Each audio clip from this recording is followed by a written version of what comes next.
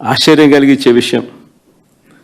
తర్వాత 5 కేసులు నమోదు చేశారు ఆ కార్యక్రమం అయిపోయిన తర్వాత.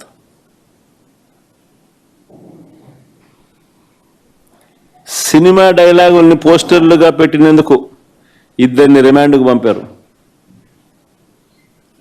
సినిమా డైలాగులను పోస్టర్లుగా పెట్టినందుకు. అడుగుతా ఉన్నా, నీకు అంత కష్టంగా ఉంటే సెన్సార్ బోర్డులో దానికి ఎందుకు పర్మిషన్ ఇవ్వాలా? డైలాగులు తీసేయండి. ఇంకా బాలకృష్ణ సినిమాలు, ఆ పవన్ కళ్యాణ్ సినిమాలు చూస్తే ఇంకా పెద్ద పెద్ద డైలాగులు కనిపిస్తాయి. నాకు ఇప్పుడే ఇక్కడికి వచ్చి ప్రెస్ మీట్కి ముందు శ్రీహరి నాకు చూపించినట్టు కొన్ని డైలాగులు, ఆ సినిమా డైలాగులు, వాళ్ళ సినిమా డైలాగులు చూస్తే ఇంకా దారుణమైన డైలాగులు. నీకు డైలాగులు నచ్చకపోతే సెన్సార్లు తీసేయండి. సెన్సార్ బోర్డు ఎందుకు పర్మిషన్? సెన్సార్ బోర్డు ఉండేది ఎందుకు? అంతేగాని ఆ సినిమా డైలాగులు, సినిమా వచ్చిన తర్వాత, రిలీజ్ అయిన తర్వాత ఆ సినిమా డైలాగులు, ఆ సినిమాలో మంచి పాటలు ఉంటే ఆ మంచి పాటలు అవన్నీ న్యాచురల్గా ప్రసిద్ధి చెందుతాయి. ఆ సినిమాలో మంచి పాట ఏదైనా ఉంటే ఆ మంచి పాట పాడినా తప్పే అంటావు. ఆ సినిమాలో ఏదైనా మంచి డైలాగులు ఏదైనా వీళ్ళకి నచ్చితే ఆ నచ్చిన డైలాగులు వీళ్ళు పోస్టర్లుగా పెట్టినా తప్పే, వీళ్ళు మాట్లాడినా తప్పే, వాళ్ళు చేసిన యాక్షన్లు వీళ్ళు చేసినా తప్పే.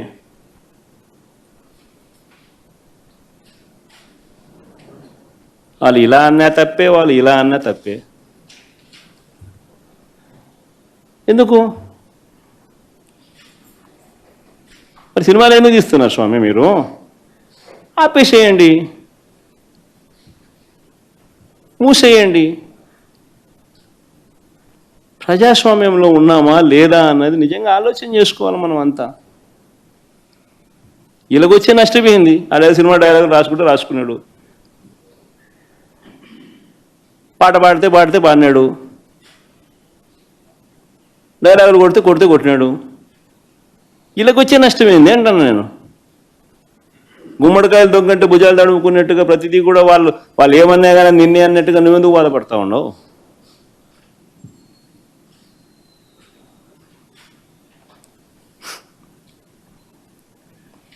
నూట 131 మందికి నోటీసులు ఇచ్చినారు. 131 మందికి నోటీసులు ఇచ్చినారు. సినిమా డైలాగులను పోస్టర్లుగా పెట్టినందుకు 2 రిమాండ్కు పంపించినారు. 131 మందికి నోటీసులు ఇచ్చినారు. చంద్రబాబు గారి పేరు ఎవరు చెప్తే వారిలో ఒక్కొక్కరిని పిలిపించుకోవడం, రోజంతా కూర్చోబెట్టుకోవడం, వేధించడం. ఛార్జ్ షీట్లు గమనిస్తే అండ్ అదర్స్ అని చెప్పి ఖాళీగా వదిలిపెడతారు. అంటే వాళ్ళకి నచ్చినోని ఇన్స్టాల్మెంట్ బేసిస్ కింద ఎప్పుడు కావాలంటే అప్పుడు ఇరికిచ్చేదానికోసం. స్థానిక ఎలక్షన్లు కానీ ఇంకొక ఎలక్షన్లు కానీ వచ్చినప్పుడు వీళ్ళ అదర్స్లు అందరినీ కూడా జాయిన్ చేయించేసేస్తారు.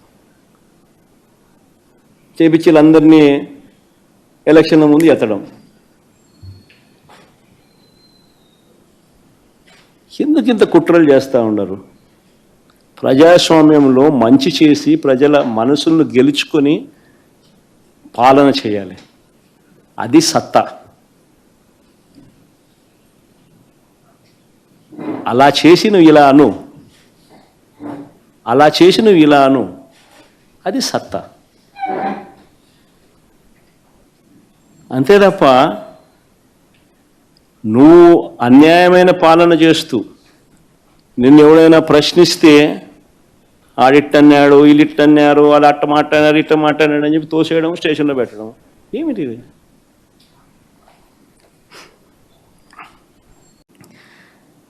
నేను అడుగుతాను, ఈ రాష్ట్రంలో ఎవరికి రక్షణ ఉన్నట్టు అని అడుగుతా ఉన్నా.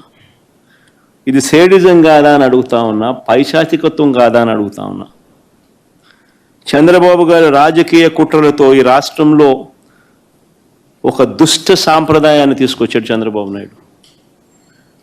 దాన్ని కొనసాగిస్తూ ఉన్నాడు. ఒక కేతిరెడ్డి పెద్దారెడ్డి విషయమే కాదు, ప్రసన్న విషయం ఒకటే కాదు, కాకాని గోవర్ధన్ రెడ్డి, వల్లభనేని వంశీ, చెబిరెడ్డి భాస్కర్ రెడ్డి,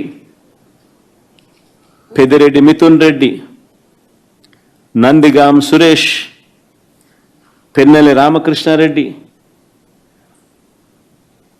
పోసాని కృష్ణమురళి సహా ఎంతోమంది మీద తప్పుడు కేసులు. వీళ్ళే కాకుండా 70 ఏళ్ల వృద్ధుడైన సీనియర్ జర్నలిస్ట్ కొమ్మినేని శ్రీనివాసరావుతో సహా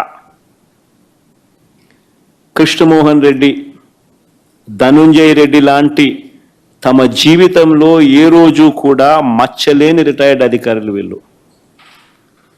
మచ్చలేని రిటైర్డ్ అధికారులు వీళ్ళు వాళ్ళ కెరియర్ మొత్తం మీద. ఇలాంటి వాళ్ళను కూడా ఇంకా వీరి కాక ఎంతోమంది అమాయకులు, వీరి కాక ఇంకా ఎంతోమంది అమాయకుల మీద ఈరోజు తప్పుడు కేసులు పెట్టి ఇరికిస్తా ఉన్నారు. అన్ని కేసులకు ఒకే మోడస్ ఆపరాండి.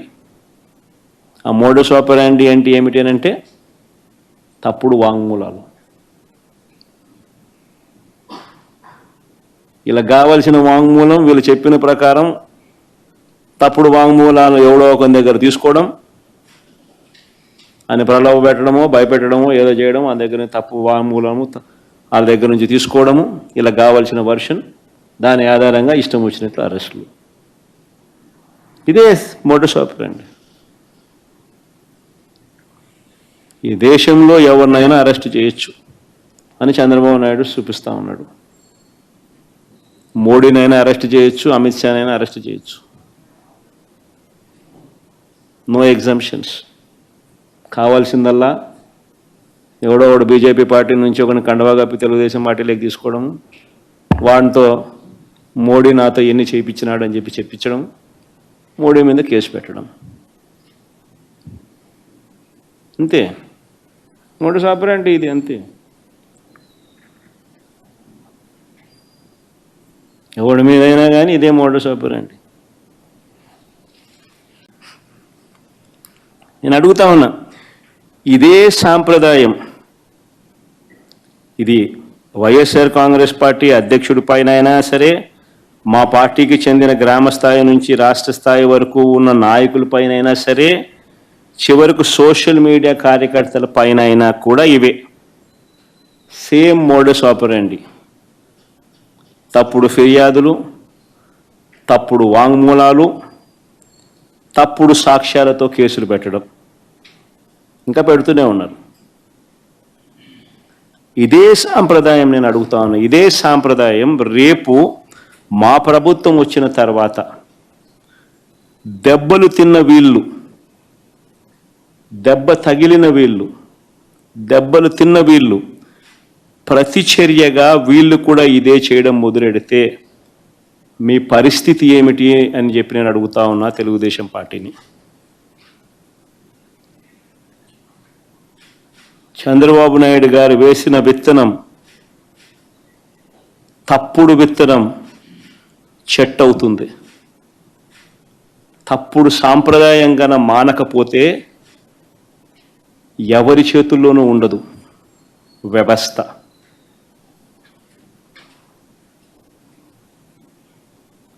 చాలా అంటే చాలా తప్పు చేస్తా ఉన్నాడు చంద్రబాబు నాయుడు. ఈరోజు దెబ్బ తగిలిన ప్రతి ఒక్కడు రేపు పొద్దున ఇదే కొనసాగిస్తే మా ప్రభుత్వం అధికారంలోకి వచ్చిన తర్వాత చంద్రబాబు నాయుడు పరిస్థితి ఏమిటి, తెలుగుదేశం పార్టీ పరిస్థితి ఏమిటి?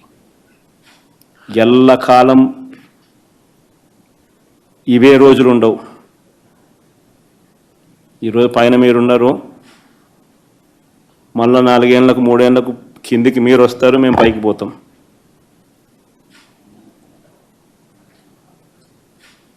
కానీ మీరు చేసే ఈ తప్పుడు సాంప్రదాయం రేపు విషవృక్షం అవుతుంది.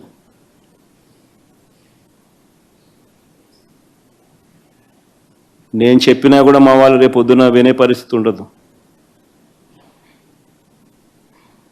దెబ్బ తగిలినోనికి ఆ బాధ తెలుస్తుంది.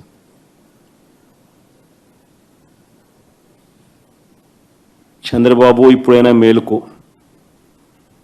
తప్పు తెలుసుకో, తప్పుడు సాంప్రదాయాన్ని సరిదిద్దుకో.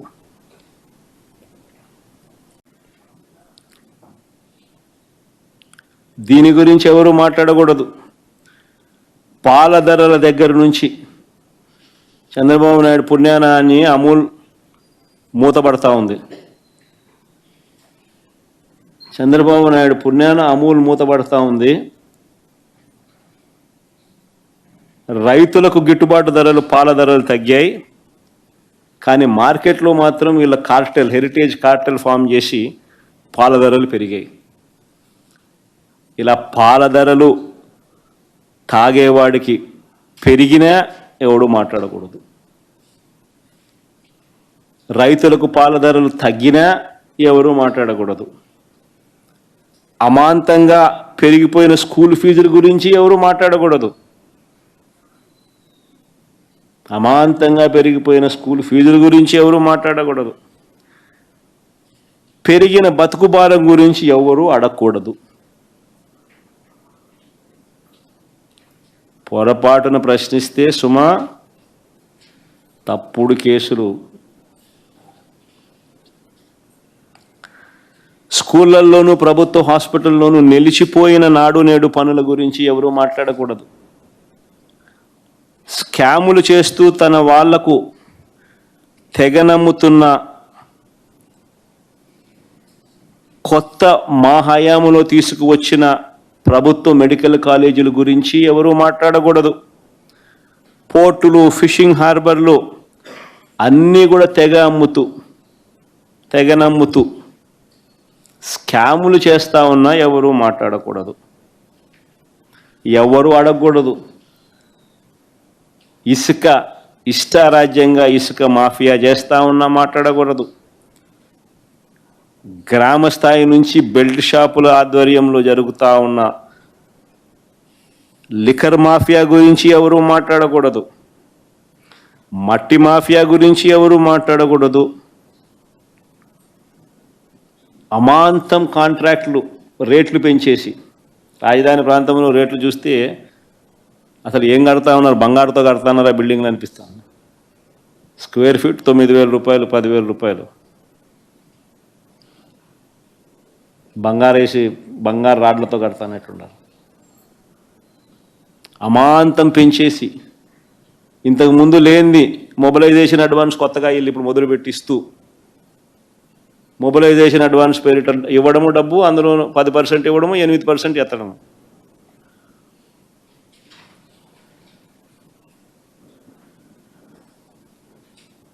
నాణ్యత లేని పనులు జరుగుతూ ఉన్నా ఎవడో మాట్లాడకూడదు.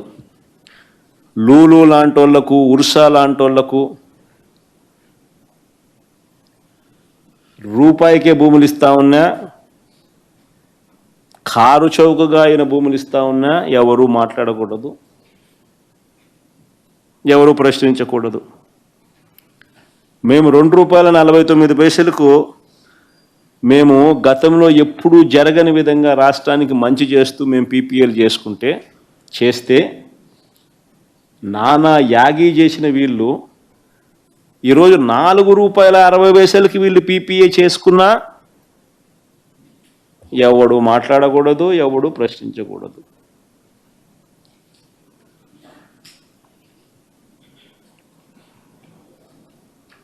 రాష్ట్ర వ్యాప్తంగా హత్యలు జరుగుతూ ఉన్నా మాట్లాడకూడదు.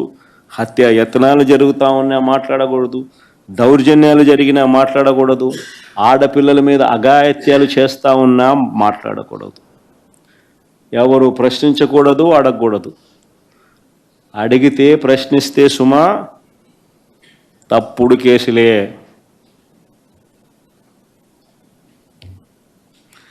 కానీ చంద్రబాబు నాయుడుకి ఈ సందర్భంగా ఒక్కటైతే నేను చెప్తున్నా, అయ్యా నువ్వు ఎన్ని తప్పుడు కేసులు పెట్టినా భయపడేది లేదు. ప్రజల తరపున మా పోరాటం ఆగేది లేదు. నీ ప్రభుత్వం కన్ను మూసుకొని కన్ను తెరిస్తే మహా అయితే ఇంకా 3 ఏళ్ళు ఉంటుంది. దాని తర్వాత మాత్రం వచ్చేది మేమే. నీవు పెట్టే కేసులకు, నీతో పాటు నీకు పావులుగా మారిన అధికారులకు ఇద్దరికీ వార్నింగ్ ఇస్తూ ఉన్నాం. వడ్డీతో సహా మీరంతా చెల్లిస్తారు. ఏదైతే మీరు ఎత్తుతున్నారో అదే పండుతుంది. ఇది మాత్రం మర్చిపోతుంది. 24 గంటల్లో ధాన్యం కొనుగోలు డబ్బులు ఇస్తామన్నారు. ఏప్రిల్ నుంచి బకాయిలే.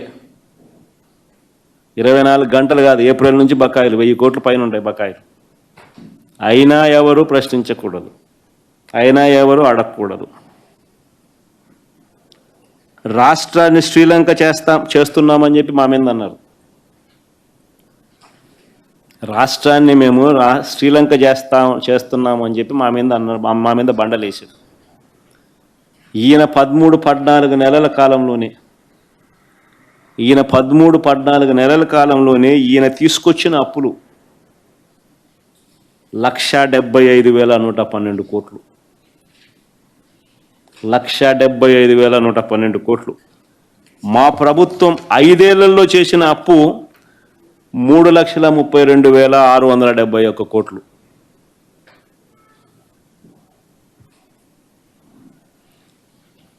ఐదేళ్లలో మా ప్రభుత్వం చేసిన అప్పు 3,32,671 కోట్లు అయితే అన్ని స్కీములు ఇస్తూ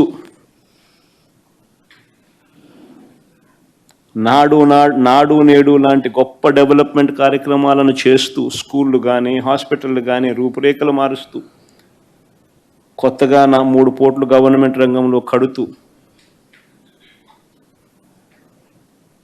గొప్ప డెవలప్మెంట్ కార్యక్రమాలు మేము చేస్తూ, అన్ని స్కీములు ఇస్తూ, కోవిడ్ లాంటి విపత్కర పరిస్థితులను ఎదుర్కొంటూ, అయినా మేము చేసిన అప్పులు కేవలం 3,32,671 కోట్లు అయితే ఈయన 13-14 నెలల్లోనే ఈయన చేసిన అప్పులు 1,75,112 కోట్లు. అంటే మేము 5 ఏళ్లలో చేసిన అప్పును ఈయన 13-14 నెలల్లో 52.43% ఇప్పటికే చేసేసినాడు. మేము 5 ఏళ్లలో చేసిన అప్పులో 52.43% ఆయన ఇప్పుడే చేసేసినాడు ఈ 13-14 నెలలకే. నేను అడుగుతా ఉన్నా, ఈ డబ్బంతా ఎవరి జోబీ లేకపోయింది? ఎవరికి ఒక స్కీమ్ ఇచ్చింది లేదు, ఎవరికి ఏ మంచి చేసింది లేదు. ఈ డబ్బంతా ఎవరి జోబీ లేకపోయింది. అయినా ఎవరు ప్రశ్నించకూడదు, ఈ మాదిరిగా ఉన్నా కూడా ఎవరు అడగకూడదు. అడిగితే సుమా తప్పుడు కేసులు, షాక్ కొట్టేలా ఏకంగా పెంచిన కరెంటు ఛార్జీలు 18,272 కోట్లు. కరెంటు ఛార్జీలు తగ్గిస్తాడన్న కథ దేవుడు ఎరుగు. కరెంటు ఛార్జీలు ఈ 13-14 నెలల్లో ఆయన పెంచింది 18,272 కోట్లు. మేము ఉద్యమం చేసినప్పుడు 15,000 కోట్లు అయితే ఈ రోజుకి అది 18,272 కోట్లకు ఎగబాకింది. అదొకసారి స్లైడ్ పెట్టుమా ఒకసారి ఆ కరెంటు ఛార్జీలు. Fuel and power purchase cost adjustment కింద FPPCA అంటే fuel and power purchase cost adjustment కింద రకరకాల తేదీలలో ఆయన ఇచ్చిన బాదుడు 18,272 కోట్లు.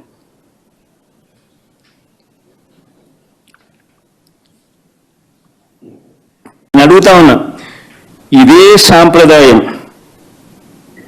ఇది వైఎస్ఆర్ కాంగ్రెస్ పార్టీ అధ్యక్షుడి పైన అయినా సరే, మా పార్టీకి చెందిన గ్రామ స్థాయి నుంచి రాష్ట్ర స్థాయి వరకు ఉన్న నాయకుల పైన అయినా సరే, చివరకు సోషల్ మీడియా కార్యకర్తల పైన అయినా కూడా ఇవే సేమ్ మోడస్ ఆపరండి. తప్పుడు ఫిర్యాదులు, తప్పుడు వాంగ్మూలాలు, తప్పుడు సాక్ష్యాలతో కేసులు పెట్టడం, ఇంకా పెడుతూనే ఉన్నారు. ఇదే సాంప్రదాయం నేను అడుగుతా ఉన్నాను. ఇదే సాంప్రదాయం రేపు మా ప్రభుత్వం వచ్చిన తర్వాత దెబ్బలు తిన్న వీళ్ళు, దెబ్బలు తిన్న వీళ్ళు ప్రతిచర్యగా వీళ్ళు కూడా ఇదే చేయడం మొదలెడితే మీ పరిస్థితి ఏమిటి అని చెప్పి నేను అడుగుతా ఉన్నా తెలుగుదేశం పార్టీని. చంద్రబాబు నాయుడు గారు వేసిన విత్తనం, తప్పుడు విత్తనం చెట్టు అవుతుంది. తప్పుడు సాంప్రదాయం గన మానకపోతే ఎవరి చేతుల్లోనూ ఉండదు వ్యవస్థ.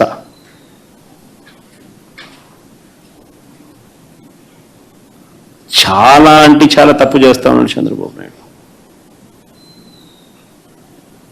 ఈరోజు దెబ్బ తగిలిన ప్రతి ఒక్కడు రేపొద్దున ఇదే కొనసాగిస్తే మా ప్రభుత్వం అధికారంలోకి వచ్చిన తర్వాత చంద్రబాబు నాయుడు పరిస్థితి ఏమిటి, తెలుగుదేశం పార్టీ పరిస్థితి ఏమిటి? ఎల్లకాలం ఇవే రోజులు ఉండవు. ఈరోజు పైన మీరున్నారు, మళ్ళా 4 ఏళ్లకు 3 ఏళ్లకు కిందికి మీరు వస్తారు, మేము పైకి పోతాం.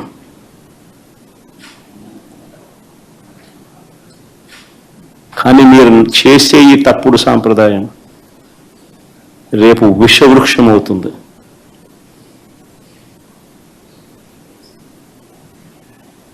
నేను చెప్పినా కూడా మా వాళ్ళు రేపు పొద్దున వినే పరిస్థితి ఉండదు. దెబ్బ తగిలినోనికి ఆ బాధ తెలుస్తుంది.